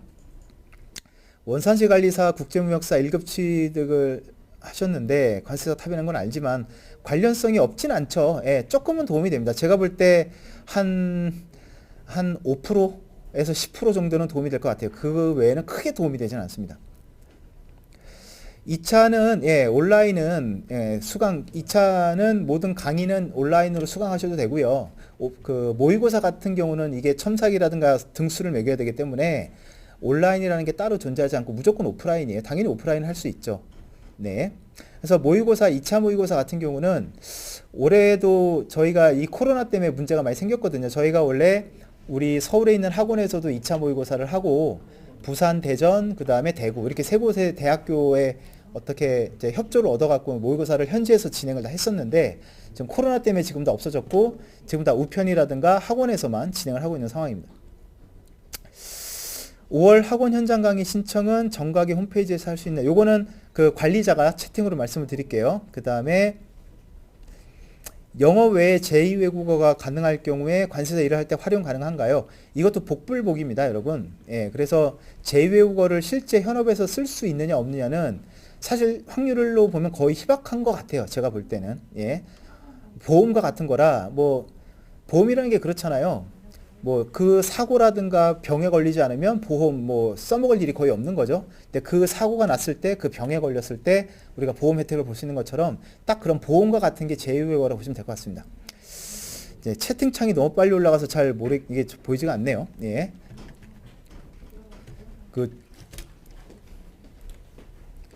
죄송한데 질문은, 예, 막 이렇게 올리시지 말고요. 제가 왜냐면 따라가기가 쉽지가 않으니까. 자, 그 다음에 2차 동강은, 예, 7월에 열리는 게 맞고요. 그 다음에 2차 강의가 7월에 열리는데 2019년에 있었던 2차 강의를, 예, 먼저 봐도 상관없어요. 그 계정이라는 게 아주 조금이에요. 조금 실제 시험 공부하는 데 있어서 영향을 주는 게 비율로 따지면 1%밖에 안 돼요. 그렇기 때문에 만약에 시간이 우리한테 시간이 또 중요하잖아요. 그래서 시간을 아낀다라는 차원에서는 공부를 하는 게 중요한 거지 그게 작년 강의냐 올해 강의냐가 중요한 건 아닙니다. 그 다음에 1차를 합격하고 그해 2차를 그냥 처분하는 식으로 불합격할 시에 다음 년에 2차 예 맞습니다. 네. 2021년 대비 패스클럽은 보통 6월 말 7월에 열린다고 보시면 될 것 같습니다. 1차는 절대평가가 맞고요. 2차는 거의 상대평가에 가깝다고 보시는 게 맞는 것 같아요. 1차 과목별 출제되는 문제 동향이라는 게 있을까요? 이 문제 동향이라는 게 어느 정도는 있는 것 같긴 한데 이게 그 매년 출제를 하시는 분들이 이제 출제위원으로 선정되는 분들의 성향에 따라서 좀 달라지긴 해요. 그렇기 때문에 기출문제만 많이 풀어본다고 많이 도움이 되는 것도 아닌 것 같습니다. 관사시험이라는 게 그런 것 같아요. 그 문제 문제 은행식이 절대 아닙니다. 문제 은행이라는 거는 엄청나게 많은 문제를 시험 주관청이 모아놓은 다음에 거기서 선별해가지고 내는 식이잖아요. 근데 그게 아니라 이런 국가 전문 시험은 자격시험은 그해 매년 출제 교수님들을 섭외해서 그때그때 나오는 따끈따끈한 문제들이기 때문에 이게 그 해 교수님들에 따라서 문제 동향이 많이 바뀝니다. 그건 알고 계셔야 돼요. 그 다음에 중국어를 전공하고 있는데 관세사 경력을 쌓아서 중국에서 무역 사업을 하는 게 꿈이시라면 무역을 하실 거면 관세사를 하시는 거는 좀 다른 방향인 것 같은데요. 관세사는 통관과 관련된 통관업을 하는 사람이지 무역업은 여러분 이거는 비즈니스고 장사잖아요. 여러분 이건 전혀 다른 영역이에요. 관세사를 공부했다고 무역을 잘한다? 절대 아닙니다. 사업이라는 건 또 다른 영역입니다. 그건 그렇게 생각을 하셔야 돼요. 2020 교재랑 2021 교재랑 교재했을 때 개정 내용이 많이 되나요? 무역 영어는 좀 있을 것 같고요. 그 다음에 세법은 아무래도 매년 개정이 조금씩은 있는데 관세법은 작년에 좀 많이 바뀌었어요. 그렇기 때문에 개정 내용이 좀 많이 있을 것 같습니다. 모의고사 우편은 홈페이지에서 구매하면 되는 건가요? 1차인가요? 2차인가요? 모의고사 우편은 수강 신청을 그러니까 2차 모의고사 말씀하시는 건가요? 2차 모의고사는요. 따로 접수를 하셔야 되고 원래 저희하고는 우편 모의고사를 따로 하지 않습니다. 2차는 올해만 한정적으로 코로나 때문에 진행을 하는 거고요. 1차는 우편 모의고사 같은 경우는 구매하시면은 우편으로 받으실 수가 있습니다. 2차 모의고사는 매년 1월부터 시작을 합니다. 그러니까 6월에 2차 시험이 정상적으로 이제 시행되는 걸 전제로 해서 1월부터 6월까지 6개월간 2차 모의고사가 진행이 됩니다. 관세사 합격하면 취업할 수 있나요? 취업할 수 있죠. 예. 질문을 좀 자세하게 해주시면 질문 취지에 맞게끔 설명을 드리겠는데, 뭐 취업률을 물어보신 건가요? 예, 모르겠는데 아무튼 취업은 다 될 수 있습니다. 4월부터 회계학만 듣기 시작을 했는데 6월까지 1차 기본이론이 완벽하게 이해가 되면 내년 3월까지 2차 투자 5개월 하면 많이 무리일까요? 이런 점집에서 물어볼 질문 하지 마시라니까요. 예. 그 사람이 머리가 좋은지 공부를 15시간씩 했는지 아니면 8시간만 했는지 너무 많은 변수가 있잖아요. 그러니까 이런 질문은 좀 그래요. 답답하시겠지만 원래 이런 전문직 시험이나 고시 시험이 다 그래요. 불안함과의 싸움이에요. 내가 내 불안함에 이길 수가 없으면 이 공부는 사실은 힘들어요, 여러분. 공부할 시간에 이거 궁금하니까 카페에 들어가서 질문 올리고 있잖아요. 근데 이걸 누가 답을 해줄 수 있어요? 안 그렇겠어요? 네. 자, 그 다음에 올해 관사시험 시행계획 공고에 보면 해당 시험일은 수험자의 원활한 수험 준비에 변경이 적용이 되어 있는데 제가 착각했는데 이 부분은 제가 안 읽어봤는데 그러면 3월분이 맞는 것 같습니다. 원래 그러니까 제가 말씀드린 거는 시험이 정상적으로 3월, 6월 달에 이제 개시가 됐으면 그 시험이 이제 시행이 된다면 그 시험일 기준으로 시행되는 법령이 적용되는 게 맞는 거예요. 그 시행계획 공고에 여기 있었군요. 제가 이걸 못 봤네요. 죄송합니다. 그럼 답을 알고 있는데 질문하신 건가? 아니면 다른 분인가? 네. 강원 지역의 관세법인이 잘 없죠. 그쪽에 뭐 어떤 무역회사라든가 공장이 있는 게 아니기 때문에. 다만 속초 쪽에 가면 러시아에서 들어오는 물건이 좀 많이 있습니다. 뭐 킹크랩도 있고요. 그래서 그런 쪽은 통관이 이루어지는 부분이 있어서 속초에는 관세법인이 조금은 있습니다. 처음부터 강원 지역 관세법인에 일하게 되면 이미 합격하셨네요. 이분은 마음속으로. 예. 경력에 도움이 잘 안 될까요? 아무래도 좀 한정적인 품목만 다루게 되겠죠. 그리고 배가 정기적으로 딱 그때그때만 배가 들어오게 되니까 크게 다양한 부분을 접할 수 있는 부분은 많지는 않겠죠. 네. 이거는 무형영어 질문이시네요. 인코텀스 2020 강의 교재가 매진인데 인터넷에서 1만원 교재 비용을 하셨는데 교재를 못 산다면 강의 개방할 생각 없으신가요? 이제는 할 거고요. 어차피 이제 여러분 질문하신 분 쌀롯 90님 이제 5월 달에는 개정된 내용으로 2020으로 강의를 할 거기 때문에 그때부터는 할 겁니다. 걱정 안 하셔도 되겠습니다. 2020년 킴 JH6367님인데 1월에 공부를 시작을 했는데 1월에 공부 시작하셨으면 올해 6월 달에 1차 시험 합격을 목표로 해야 되는 거 아닐까요? 2021년 1차는 너무 길지 않나? 공부할 시간이 좀 적으신가요? 예. 일단은 공부를 어느 정도 하셨으니까 그러니까 올해 1월에 시작을 하셨으면 내년 동차도 한번 트라이 해볼 수 있는 시간이에요. 뭐 여건이 어떻게 되시는지 모르겠지만 무조건 1차는 5개월 투자한다고 생각을 하시고 나머지 기간은 다 2차 공부를 하시는 게 맞다고 보시면 될 것 같아요. 회계학 꽈락률이 높다고 하셨는데 이유는 어려우니까 그렇죠. 양도 많고 어렵고 공부하는 이건 접근 방법의 차이가 아니고요. 백컴님 공부가 어려운 시험일수록 공부 방법이 문제가 있는 게 아니에요. 그거는 공부 시간의 차이예요. 근데 회계학이 워낙 양도 많고 시간도 많이 걸리고 어려운 시험인데 관세사 공부를 1차 공부를 되게 좀 쉽게 생각하는 경향이 있어요. 어떤 분은 심지어 3개월, 5개월. 저는 이제 최소한으로 5개월을 말씀을 드리는 건데 원래 관세사 회계학 공부가 난이도가 낮은 시험이 아니거든요. 근데 그거를 짧은 관세사 일반 타 과목처럼 3개월, 5개월에 그걸 다 맞춰가지고 다 공부를 우겨놓다 보니까 회계학이 소화가 안 되는 거예요. 원래는 더 긴 시간이 요구되는 공부거든요. 회계학은. 그 차이라고 보시면 돼요. 관세사를 취득하고 편입을 하는 건 어떻게 생각하시나요? 라고 되어 있는데 제일 쓸데없는 짓이라고 저는 생각을 해요. 편입이. 그러니까 학교가 이렇게 마음에 안 드시는 분들은 거기에 대한 컴플렉스가 있는 건 충분히 이해를 하는데 전문직은요. 학벌이 좋으면 그게 뭐가 차이가 있을까요? 학벌이 좋으면 관세사 일을 잘해요? 아니거든요, 여러분. 대학교를 빨리 졸업을 하시는 게 제일 맞아요. 맞고 관세사는 능력이지 학벌이 중요하지가 않아요. 그래서 어떻게든 빨리 학교를 빨리 졸업하셔서 업계에 빨리 나오셔가지고 많은 경험을 쌓으시고 흔히 말하면 군대 짬밥이라고 얘기하죠. 이 전문직은 짬밥 되게 무시 못해요. 기득권이라는 걸. 그래서 빨리 나오셔서 빨리 현업에 나오셔서 일을 하시고 나중에 이제 대학 졸업하시면 저도 그렇지만 대학원 가는 걸 추천을 많이 드려요. 웬만한 서울의 유명한 대학은 다 있어요. 서울대 연고대는 빼놓고 무역학과가 다 대학원 과정이 있기 때문에 일반 대학원이 그래서 일반 대학원을 가셔서 보통 이제 어디 이력서 같은 거 낼 때 최종 학력만 기재 많이 하거든요. 그러면은 다 되는 거거든요. 그래서 쓸데없이 돈 쓰고 시간 낭비하시지 말고 편입은 절대 하시는 거 아닙니다. 빨리 관세사 합격하면 졸업하고 관세사 업계에 뛰어드는 게 정답입니다. 그건 저를 믿으시는 게 맞아요. 여러분이 생각하는 사회랑 많이 다릅니다. 특히 전문직 시장은 학교 별로 이렇게 중요하지 않아요. 자, 그 다음에 신입관세사 초봉은 이거는 뭐 딱히 공개되는 게 없기 때문에 근데 서울 기준으로 하면 뭐 3,500 안팎이다라고 보시면 맞는 것 같아요. 법인마다 좀 편차가 있긴 하지만 직장과 합격을 병행해서 관세한 경우가 거의 없는데요. 거의 없는데 있긴 있습니다. 예. 아무래도 2차가 상대평가다 보니까 공부 시간과 양이 이게 상대적으로 많이 좀 불리하겠죠. 직장인들은. 그래서 1차 합격을 하고 나서 이제 향후 거치에 많이 고민을 하시더라고요. 예. 올해 1차 합격하면 2차 유예가 되고 어떻게 읽어야 돼? 러드 GML 4471님 만약 1차를 한 번 더 칠 때 그때 합격 아니에요. 전혀 지장 없어요. 올해 1차 합격했으면 내년 2차는 그냥 가서 보시면 돼요. 내년 1차는 신경 안 쓰셔도 됩니다. 글씨가 너무 안 좋을 때 2차 불이익을 받을까 걱정됩니다. 이 부분은 여러분 제가 실제 봐야 되겠지만 판독이 되면 돼요. 글씨를 이쁘게 쓰냐 못 쓰냐는 별로 중요하지 않고 판독이 되면 되는데 여기서 이제 우리가 세종대왕님한테 감사를 드려야 될 게 뭐냐면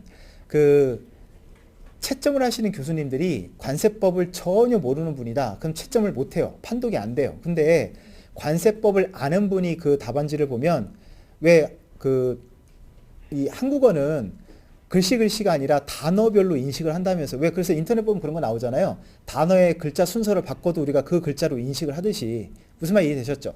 그런 게 있기 때문에 특정 한 글자가 인식이 안 되더라도 앞뒤 글자가 인식이 되면 그 전체 단어가 다 인식이 되는 그런 거기 때문에 그래도 교수님들이 힘들게 그래도 채점 다 해주신다고 합니다. 그래도 글씨는 좀 일단 판독이 되면 된다 그렇게 생각하시면 될 것 같아요. 지난 강의는 잘 살아보세님은 지난 강의는 저희가 이제 새로운 강의가 올라가면 다 내리거든요. 그래서 그거는 들으실 수가 없어요. 복장 터지실 아니 괜찮습니다. 이런 거 익숙합니다. 마오쩌둥님 감사합니다. 그 다음에 1차 붙고 2021 2차 못 붙을 것 같아서 이런 생각을 벌써 하면 지는 건데 초코틴틴님은 2022년에 2차 준비해 또 1차 볼 수 있나? 볼 수 있습니다. 이런 학생들도 가끔 있긴 있는데 제가 볼 때 이렇게 해가지고 빠져나갈 그 길을 계속 열어놓고 공부하시는 분들 치고 2차까지 붙는 분들은 많이 못 봤어요. 울산 쪽에 관세사가 억수로 많지. 많이 있습니다. 산업공단이잖아요. 엄청나게 큰 산업공단이고 그런 쪽에는 관세사가 많이 있습니다. 걱정 안 하셔도 됩니다. 네이버 쳐봐요. 이건 누구한테 하시는 얘기예요? 자, 그 다음에 코로나 때문에 경제 타격이 역으로운데 관세법인들이 코로나 타격이 없지는 않은데 다행히 그 어떤 사람의 유입은 뭐 차단이 되고 있지만 물건의 유입은 차단이 되고 있지 않은 수입이 되는데 이제 문제가 뭐냐면요. 그 중국 쪽은 지금 이제 괜찮아졌는데 중국이 다 폐쇄가 되고 공장이 다 섰잖아요. 그러니까 이제 중국 공장이 쓰니까 물건을 못 만드니까 이제 국내로 들어오는 수입이 그때 적었었고 이제 중국 쪽은 괜찮아졌는데 이제 미국하고 유럽이 현재 그런 상황이죠.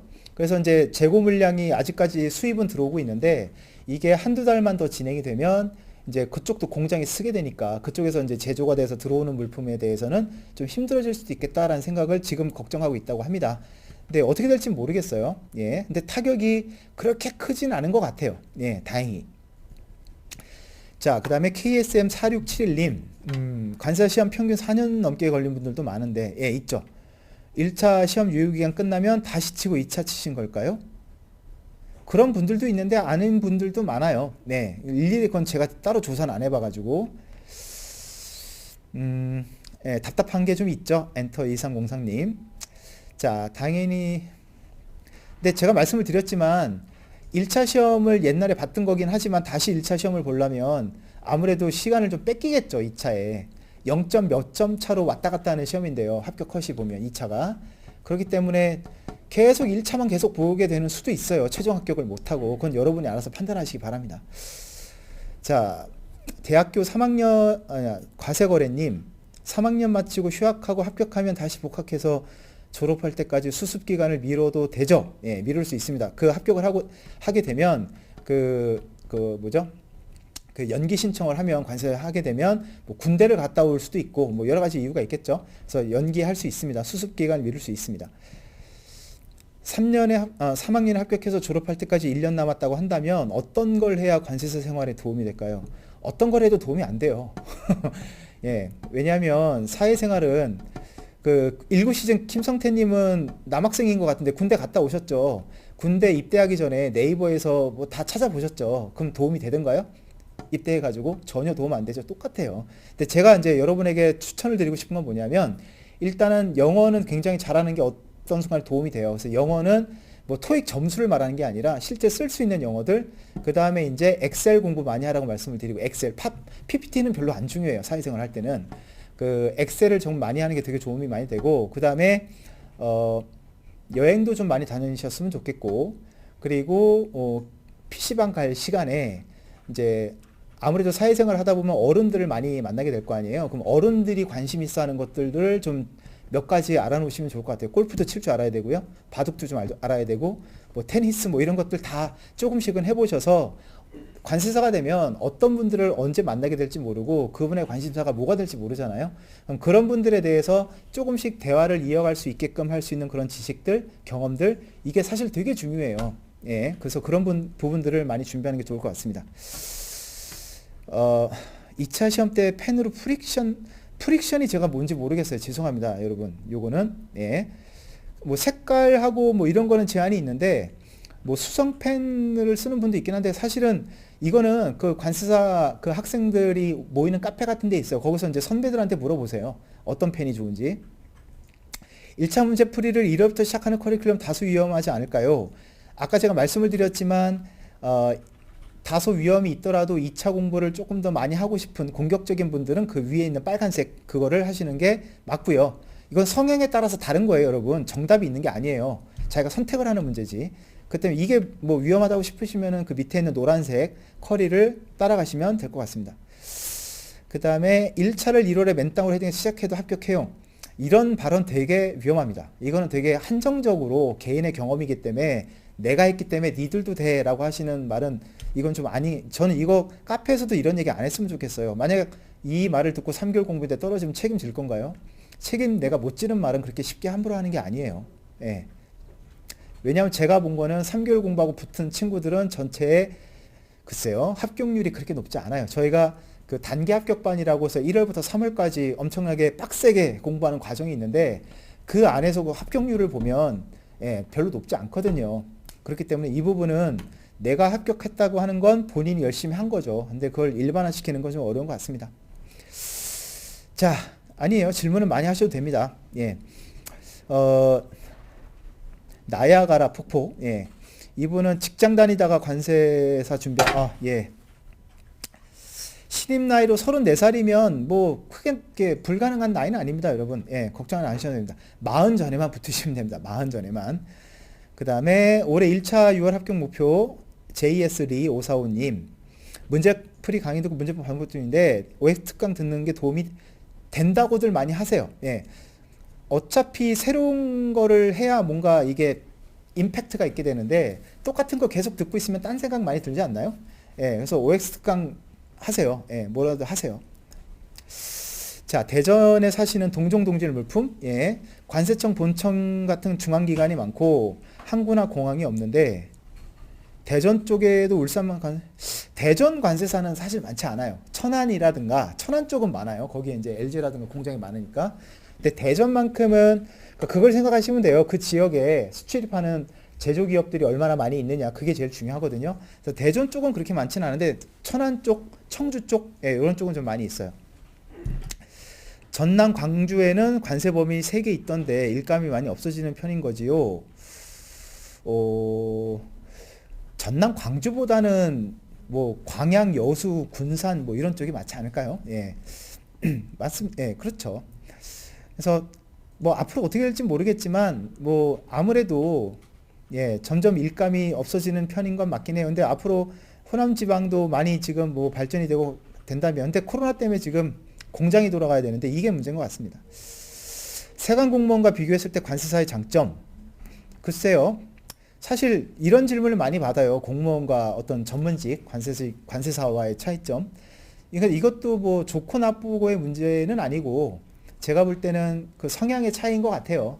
안정적이고 뭐 월급이 많지는 않지만 안정적이고 연금도 받을 수 있고 뭐 이런 나는 그런 쪽이 좋다라고 한다면 공무원이 최고의 직장일 거고, 근데 나는 조금 더 돈도 많이 벌고 싶고 뭐 사업도 해보고 싶고 막 이런 욕심이 많은 분들은 오히려 이런 분들은 관세사가 맞겠죠.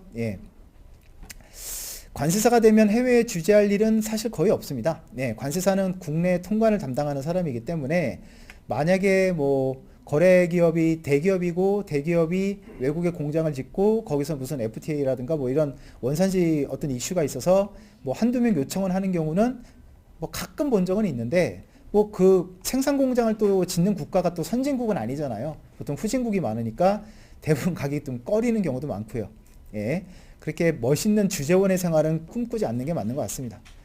쿠폰은 언제 들어오나요? 이거는 직원이 말씀을 드릴 거고요. 합격하고 수습하는 곳은요, 척커틴티님, 이거는 수습관세사를 뽑을 때부터 이미 채용이 되는 거라고 보시면 돼요. 그래서 똑같이 면접 보고, 빡센 법인은 3차 면접까지 있어요. 그래서 면접을 다 하고 이제 들어가면 수습관세사가 되고 수습이 끝나면 거기서 이제 정식 채용이 되는 방식이에요. 그래서 수습관세사가 다 이제 실질적으로 채용 시험이다라고 생각하시면 되겠습니다. 대학교 학부 중에 관세사 합격, 이거 뭐야? 끝났네요. 질문을 이해해 주시고, 성남세관 쪽에 관세사가 많나요? 성남세관 쪽은 그렇게 많지는 않은 것 같아요. 서울이나 이런 지역에 비하면. 전역 후 2학년 2학기 복학 안 하고 관세 준비를 하는데 한신님, 예, 졸업하고 준비하는 게 더, 이것도 개인의 가치관의 차이예요. 예, 졸업하기 전에 따고 싶다, 그럼 하는 거고요. 나는 뭐 학점도 좀 이렇게 따고 싶다, 뭐 관세사랑 같이 병행하기 쉽지가 않다라고 한다면 학교부터 빨리 졸업해 놓으시고 공부하는 것도 그렇고. 그래서 이런 것들은 사실은 저한테 질문할 게 아니라 요거는 부모님이랑 같이 고민을 해보시는 게 맞는 것 같아요. 이런 건 정답이 있는 문제가 아니기 때문에. 486님은 관세사 일을 하고 일반 대학원 진학을 병행하는 거 가능한, 이거는 제가 했었잖아요. 예. 근데 여러분들 아무래도 신입관세사로 들어가면 당장은 대학원 다니기가 쉽지 않겠죠. 일도 배워야 되고 눈치도 보이고 하니까. 근데 한 3, 4년 정도 다니면 대충 눈치 보고 좀 삐댈 수 있으면 삐대고 이런 게 가능해지거든요. 그러면 이제 대학원이 가능해져요. 그래서 요즘 일반 대학원들이 그 낮에 수업이 보통 잘 없어요. 왜냐하면 대학원도 이제 학생 끌어모으는 게 쉽지가 않으니까 직장인들을 끌어모으기 위해서 수업 시간을 저녁에도 많이 배치하고 주말에도 있어요. 그러면 충분히 병행이 돼요. 그래서 이제 그때 욕심이 나면 박사까지 가는 거고, 저도 그랬고. 그래서 아까도 말씀드렸지만 대학은, 예, 아무 대학이나 괜찮아요. 빨리 졸업부터 하세요, 제발. 졸업부터 하고 일단 관세사가 빨리 돼서 사회에 나오는 게 최고예요. 꼭 명심하셨으면 좋겠습니다. 그 다음에 관세사 일을 하면서 대학 강의를 나가는 경우가 있나요? 예, 있어요. 저도 그랬고. 근데 최소 대학 강의 나가려면 석사 정도는 좀 있어야 되고요. 석사가 아니면 업계 경력이 한 10년, 20년은 돼야 돼요. 예, 2, 3년 된 관세사 불러주는데 없어요. 예, 꿈도 꾸지 마시고요. 자, 그 다음에 법학과라서 백컴님, 예, CISG 관세법 업문 단어를 알 정도 공부했습니다. 오, 자랑하는 거죠. 예. 회계학 과목에도 좀 알고 싶은데 문제를 아직 하트 못해서 원론적이지만 범위와 수준, 이런 질문도 사실 어떻게 설명하죠? 얼마나 어려운지를 어떻게 설명하죠? 예. 일단 관세사를 하실 거면 강의를 들어보세요. 예, 들어보시고 샘플 강의를 들어보시든가. 그러면 이거는 본인이 겪으면 금방 알게 되는 문제들이에요. 그런 질문들은 질문을 하시는 것보단 부딪혀 보시라고 말씀을 드리고 싶어요. 이건 제가 어떻게 설명을 드리기가 애매하네요. 예. 관세사로 활동하면서 동시에 무역회사를 못 차리나요? 자기 명의로는 못합니다. 예, 겸직 금지가 되기 때문에 할 수가 없습니다. 관세사로 활동하면 영어를 활용할 기회가 있나요? 이것도 랜덤이에요. 예, 랜덤이고, 왜냐하면 외국계 회사 외투법인이라 하더라도 직원은 다 한국 사람이기 때문에 한국말을 쓰는 경우, 물론 영어로 된 서류는 많이 보지만 실제 영어로 쓸 일은 거의 잘 없어요, 사실은. 근데 그래도 관세법인에서 관세사를 뽑을 땐 이왕이면 영어 잘하는 사람 뽑자, 뭐 이렇게 해서 뽑긴 하죠. 학원 주차 한 달 이용권, 하씨, 너무하다. 얼마예요? 예, 이건 학원에 전화해서 한번 물어보세요. 자, 합격 후 수습 6개월, 그 이후에 취업 절차가, 아까 말씀을 드렸지만 수습과 취업이 별개가 아니에요. 수습이 들어가면 그 법인에 취업이 된 거예요.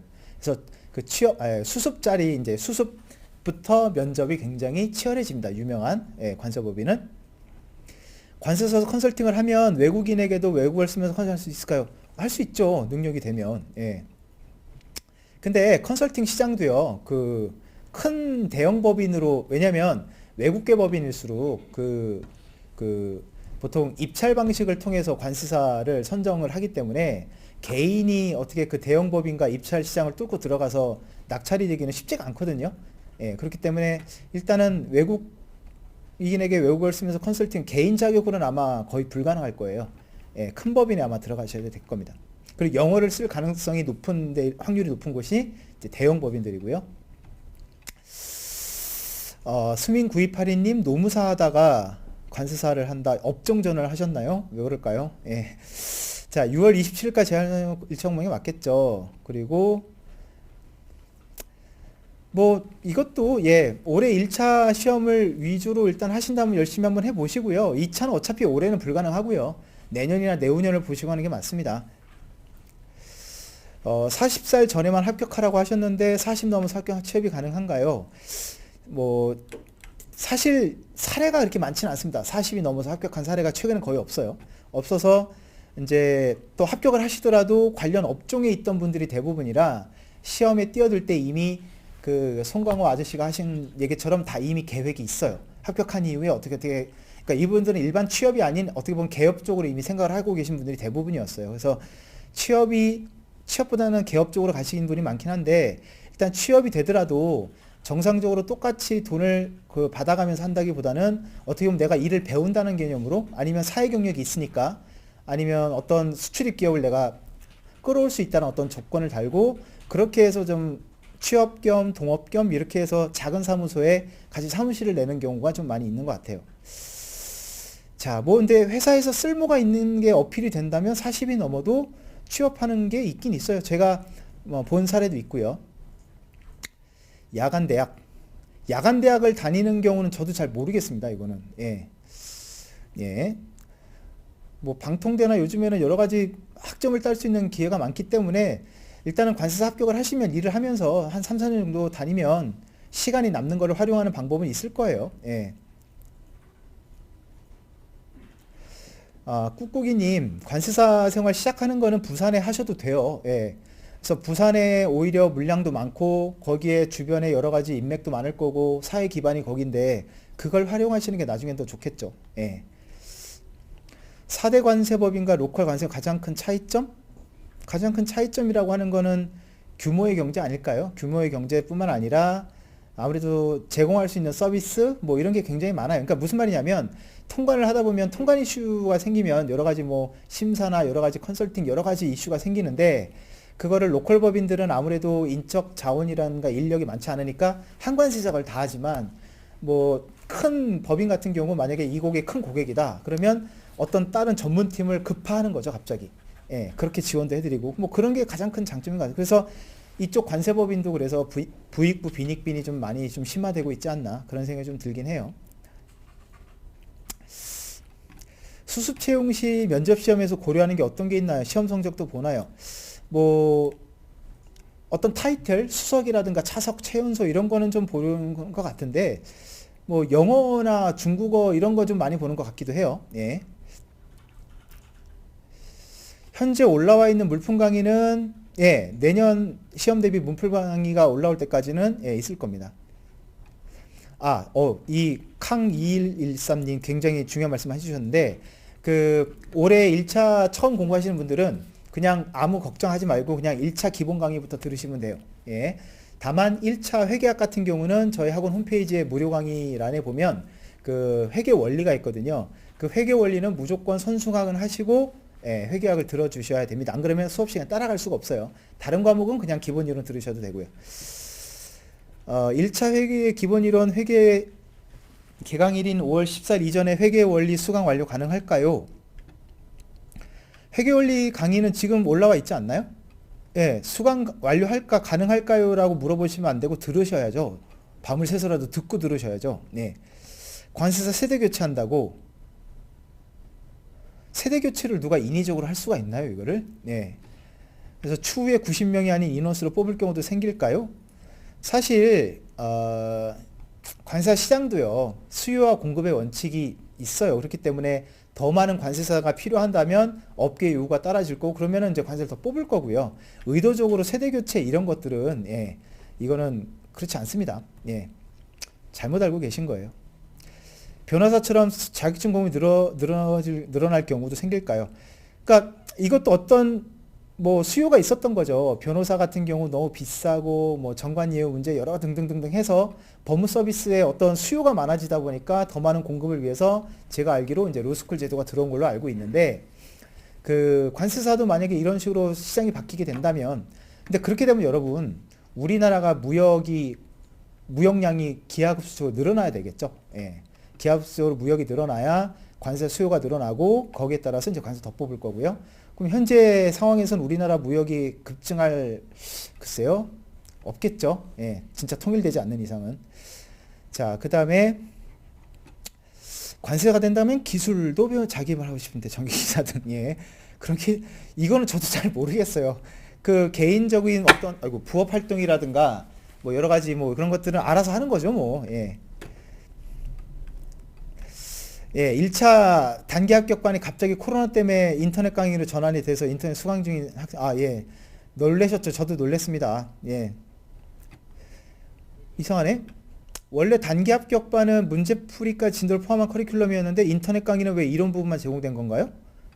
맞아요? 다 아닌데요. 잘못 알고 계신 것 같은데요, 유해도리님. 문제풀이도 제공이 됩니다. 예. 그래서 죄송한데 저기 지금 질문 올리시는 분들 어떤 학원 학원 그 학사 일정과 관련된 건 여기다 하지 마시고요. 예. 학원 게시판이라든가 학원에 전화를 하시면 더 빠른 답변이 갈 거고 이런 세부적인 어떤 학사 일정 같은 경우는 제가 답변을 못 드리거든요. 그래서 여기서는 질문을 좀 자제하셨으면 좋겠습니다. 관사 2차 90명은 위에서 성적 순으로 자르는 거죠? 예, 맞습니다. 2차 시험이 소수점 차이 점수로 당락이 결정된다고 하셨는데 절대평균 60점 이신으로 이야기하시는 건가요? 최소 90점.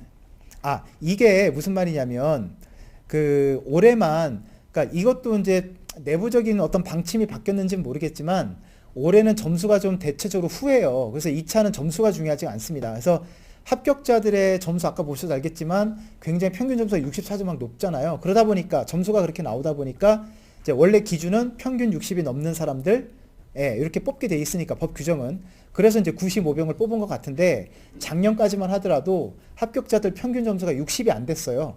그러다 보니까 이제 위에서 평균 90명을 위에서 이제 90명을 잘라 가지고 이제 합격을 시켜준 거죠. 그래서 요거는 그 해 점수에 따라서 좀 달라져요. 그래서 이거는 아까 말씀드린 것처럼 교수님들이 또 점수를 어떻게 주는지도 랜덤이에요. 그래서 절대적인 점수는 2차에서는 별로 중요하진 않습니다. 상대평가의 성격이 더 강해서. 꼼꼼하고 정확한 자질이 관세사에게 가장 중요하다 하는데 이건 변호사는 아닐까요? 다 당연한 얘기인데요. 예.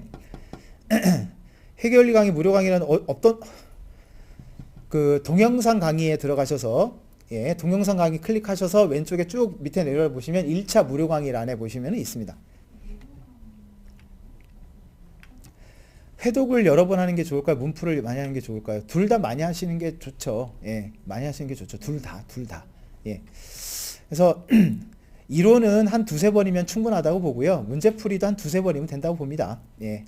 그렇게 두세 번씩 하게 되면 5개월이 지나 있을 거고 그 상태로 시험 보시면 돼요. 지방에 사는데 지방관세사무소에서 전반을 먼저 익히고 큰 법인으로 가도 불이익은 없나요?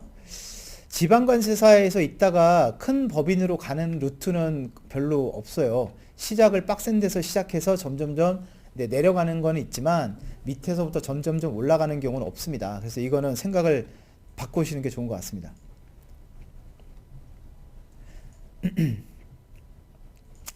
관세 업무 전반을 배우시고 싶다면 큰 법인 가셔도 됩니다. 큰 법인 가시면 순환 업무를 시켜요. 예, 그리고 서울에만 있는 게 아니라 뭐 큰 관세법인 뭐 인천공항 지점도 갔다가 자기가 지원하면 돼요. 예, 갔다가 빙빙 돌기 때문에 이거는 크게 걱정하지 않으셔도 될 것 같아요.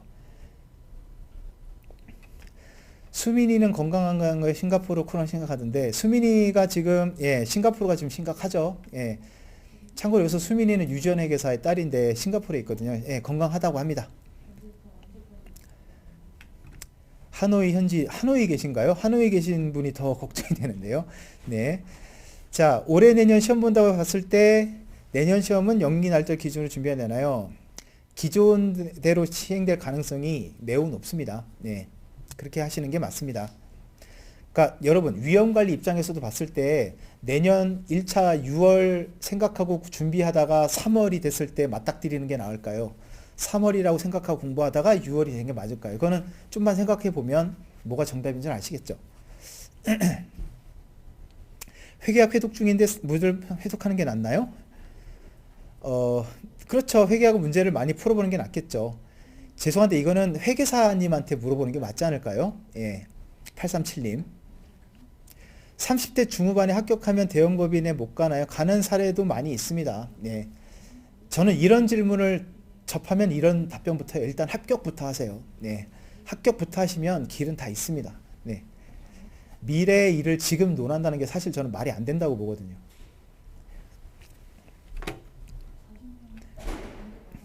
자, 그러면 마지막 질문 3개만 받고 마무리를 하도록 하겠습니다. 시간이 지금 뭐 1시간 반 정도 지났네요. 오프라인으로 설명회를 하면 쑥스러워서 그런지 질문들을 많이 안 하시는데 역시 이제 온라인으로 하니까 많이들 질문을 하시네요. 네. 감사합니다. 이분에게는 뭐 우리가 별풍을 드릴 순 없나요? 예. 감사합니다. 더 열심히 하도록 하겠습니다. 질문이 없네요. 네. 그러면 예, 이상으로 1차 설명회를 마치도록 하겠습니다. 여러분들 수고하셨고 코로나 조심하시고요. 건강 유의하시기 바랍니다. 안녕히 계십시오.